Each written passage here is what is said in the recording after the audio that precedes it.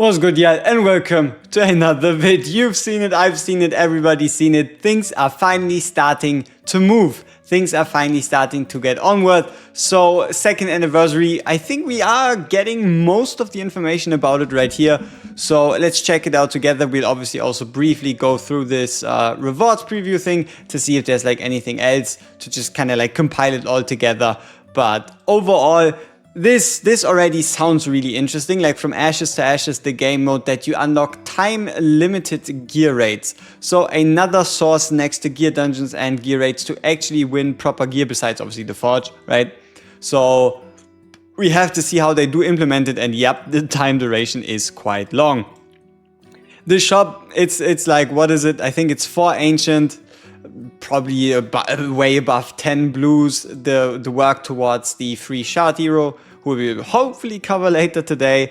Then also obviously border, icon and chat bubble as usual to drip yourself out with that second anniversary style.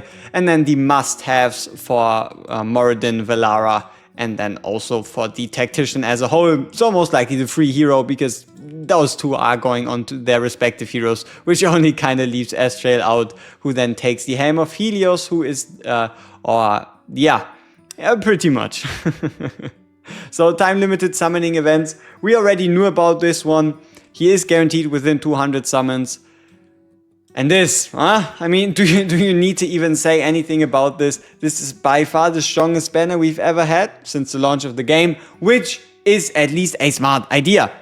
Anniversary should have the best banners. Anniversary has the best banner, and it is the best. And for those of you curious, yes, even if you have an A5 Ingrid, you can summon on this banner still, because even if you get an Ingrid, you could use the reset book to get yourself back a full soulstone, so a polished soulstone to then use on, I don't know, Praetus, someone else, save it for the future, use it on Valara, which I wouldn't really recommend, but you never know what y'all come up with idea-wise. And then also this honestly pretty strong banner, Malvira being an interesting tank that doesn't quite have a defined place, but overall she sucks people in, she can block up to 8, she does damage, she somehow scales with HP, which never really worked in the first place. And then, the obvious lady, Mrs. Elowin, though I feel like at this point most of us probably have an Elowin. If you still don't, this is a must-have and working at least towards that A3 for the ability to dispel and make your life easier is quite useful, though there should never be a stage where having an A3 Elowin is required. And then obviously the exclusive heroes return, where you can just pick whoever you want. Unfortunately, you can only pick one, so something that is interesting and that could still be here is the potential, right? To select one and upon receiving him for 200 summons, just select another. It is super, super unlikely, but it would be super, super awesome. So yeah, I mean, it's probably going to be for most of you 1 of 4. It's either going to be Kigiri, Wukong, Diao, or maybe an Honora. So it is going to be between those. And the question is, do you have enough summons left to summon here while also trying to get yourself Moradin, or do you just skip Moradin and wait for him to come back? Then we also obviously have the skins that you can get yourself for Valara and Moradin, who kind of show their like previous non-angelified and demonified versions. Actually quite the well done skins, might even be more attractive to some of you with like more human looking characters. Then we have our free Elowin skin, and then also this kind of like abomination of Destined, right? Destined Watcher Ram's got his own skin, but yeah, I think that's probably how he looks in real life. Yeah, alright, Gala Quest. So yeah, Gala Quest, right, we can get that one.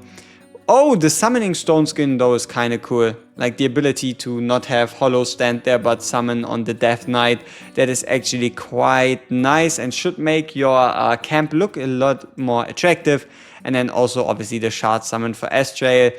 As well as you can see it already here, a skill crystal as well as 5 logins.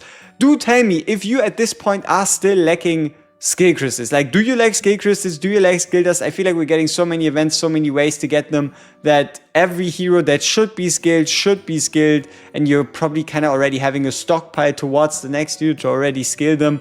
So I feel like the economy at the moment when it comes to resources is in quite a good state. As usual, a scroll exploration and a double-faced sign in with Blues, Ancients, Divines, as well as also, I think that's a map.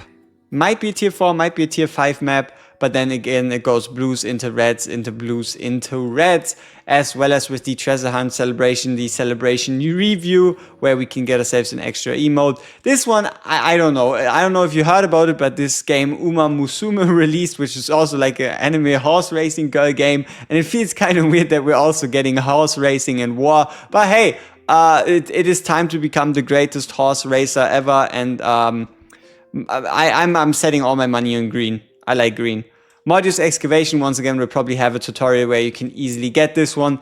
Engraver's Exhibition should finally not say I love war anymore, but like resemble the Tactician class. Fishing Master is back again with some extra items. So we're getting a ton and a ton and a ton and a ton and a ton and a ton of rewards. And also look at this, requires create an account created for 14 plus days. So I'm not quite sure to what exactly that all refers to. The shard exchange, so you can finally get rid of shards of fusions you don't need anymore to get some extra stuff back. Actually quite useful. And then right here, login during the event, which is the actual anniversary date. Like on anniversary date, everybody gets the book. So most of the stuff has already been pretty much teased, pretty much leaked right here.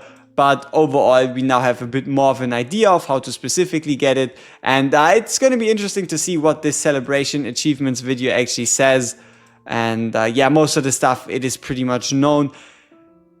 I don't know if they could have done much more. And most of the hope, just from a gameplay perspective, definitely lies on the Ashes to Ashes event to see how expensive, how extensive they've actually made that to see if we can actually use this like limited gear rate opportunity to like catch up to others, or maybe work towards that next goal in Abyss and such. So yeah, that is pretty much it. It is quite a lot. It's quite a lot to look at. And as always, we see each other in the next one. Peace.